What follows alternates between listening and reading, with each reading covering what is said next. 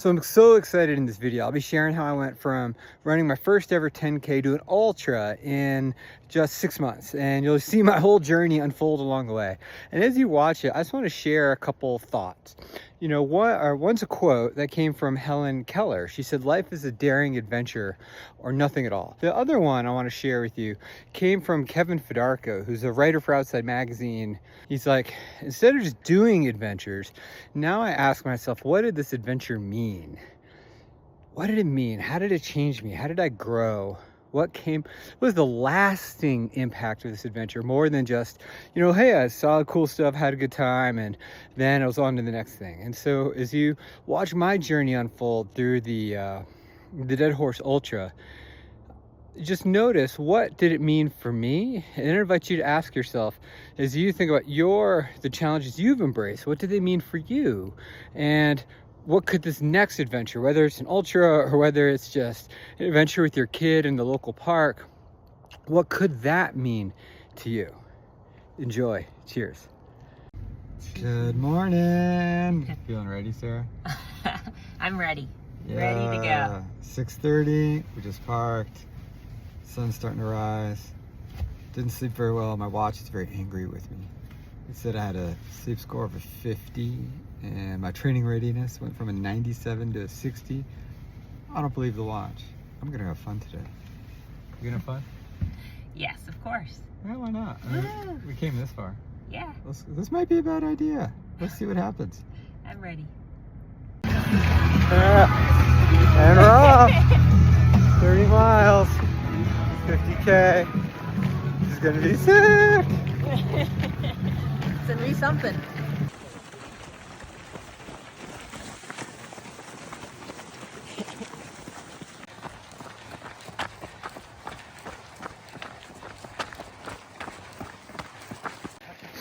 Well, 2 miles down.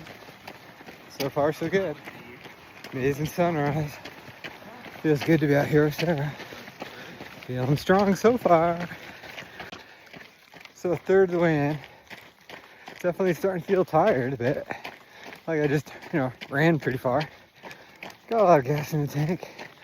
Beautiful views. The crowds have thinned out. Got the LaSalle's all in the background over there. Sarah's out trucking in front of me.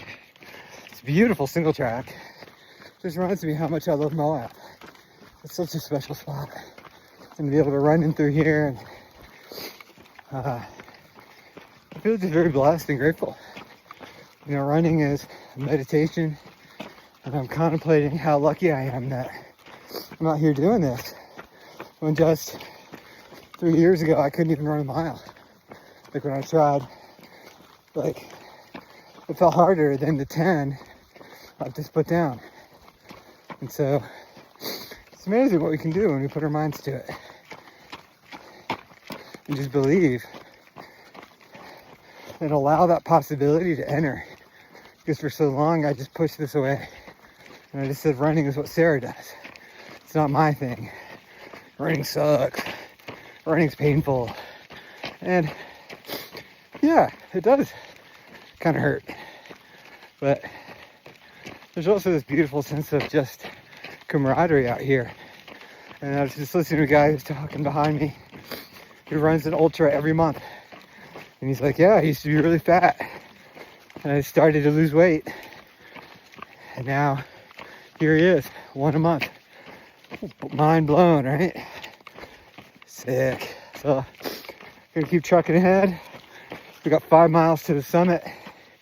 And then it's mostly downhill from there. So I'm gonna just keep enjoying, thinking about how grateful I am at age 48 to be doing something new, pushing myself and discovering life is far from over. My physical peak has not yet come, and I am limitless. So we just finished the half marathon. How you feeling, Sarah? Great. Woohoo! A little tired, but you can do this. Yeah, so far so good. Had a few stomach upsets, but moved through it. I think my drink was a little too strong. So much of this is dialing in nutrition. But half marathon down, Feeling good, looking good, ready for Hollywood. A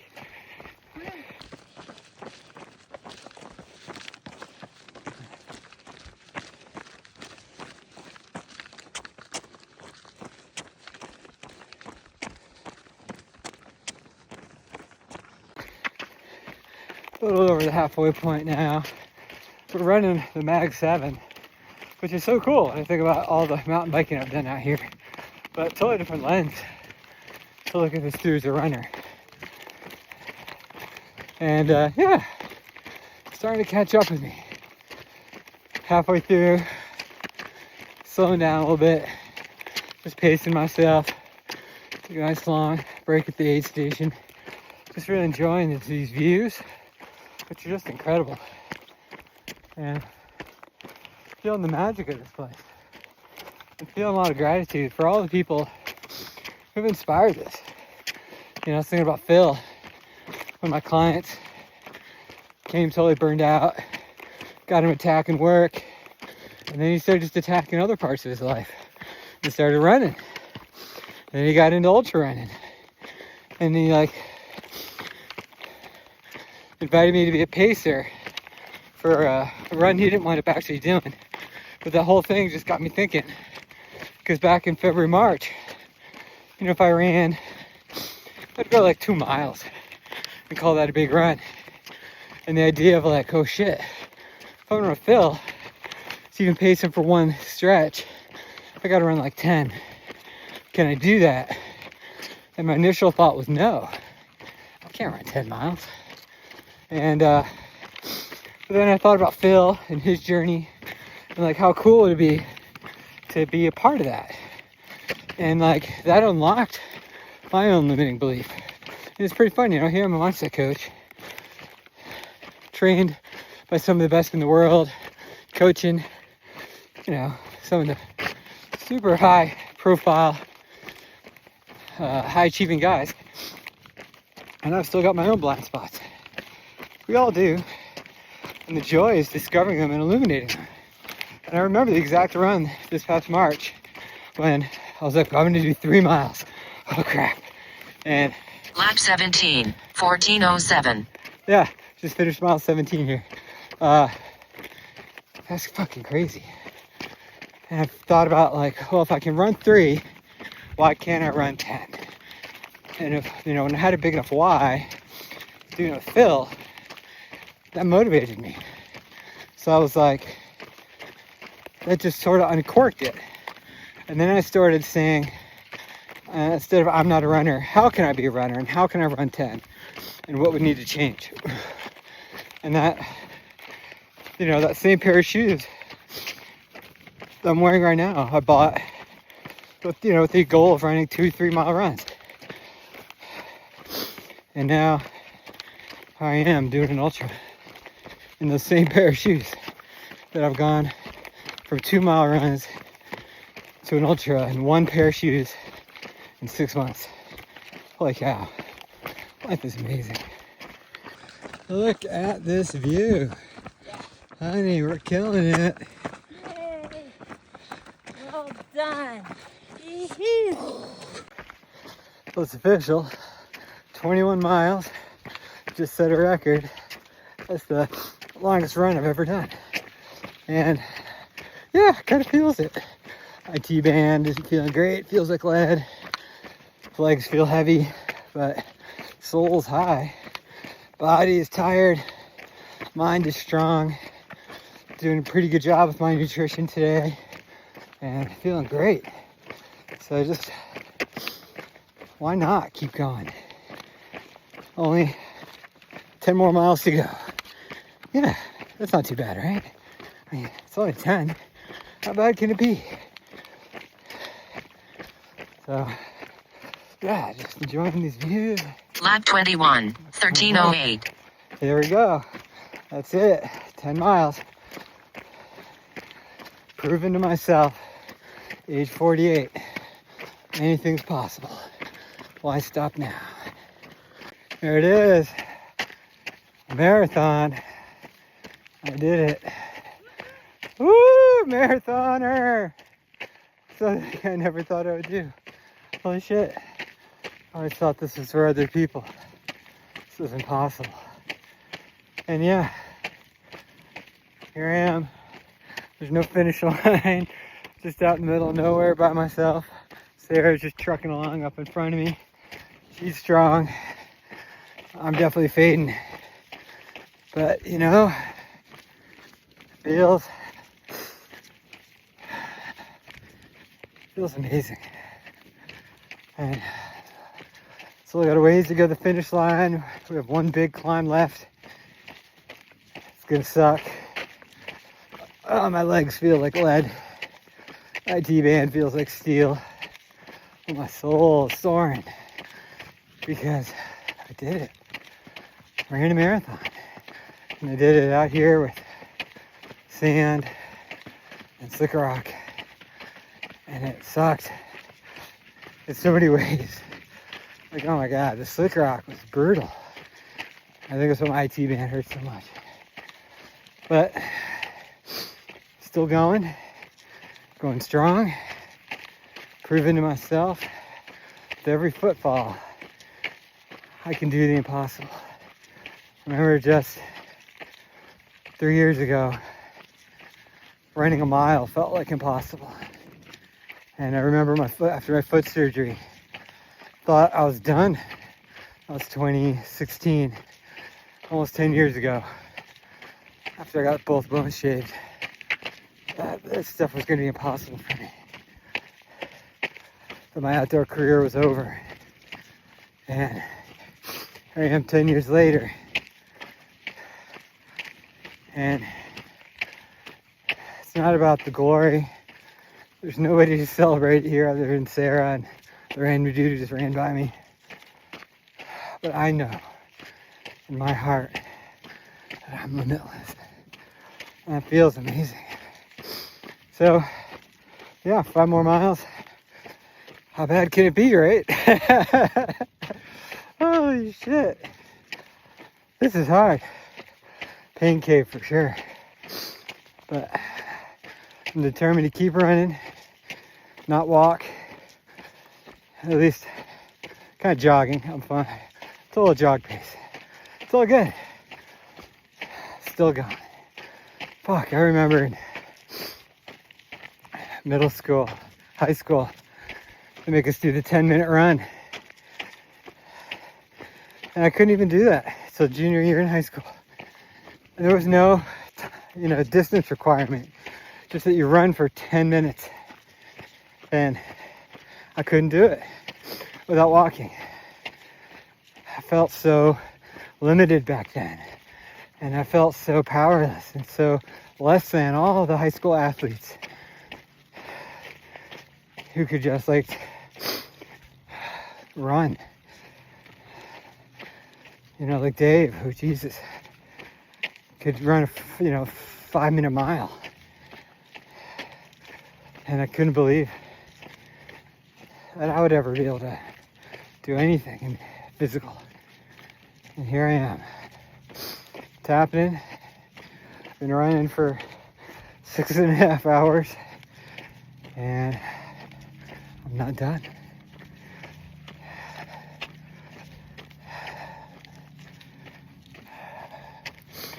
I'm not done.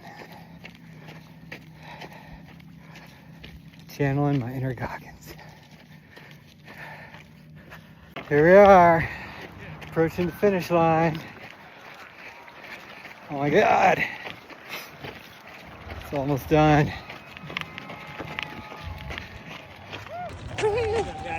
Good job. Yeah. Hey, can we run faster? Oh, You yeah. got this. You're doing it. Oh my God. You got this. Oh, my legs hurt.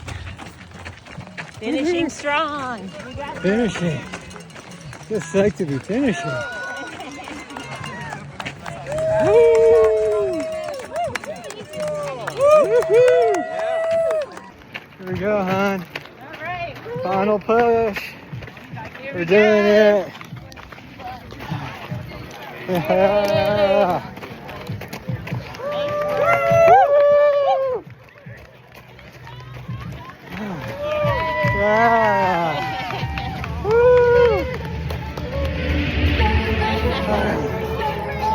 Oh yeah. Chris and Sarah Strautopoulos from Colorado Springs, Colorado, crossing the finish line together. Congratulations. Thank you.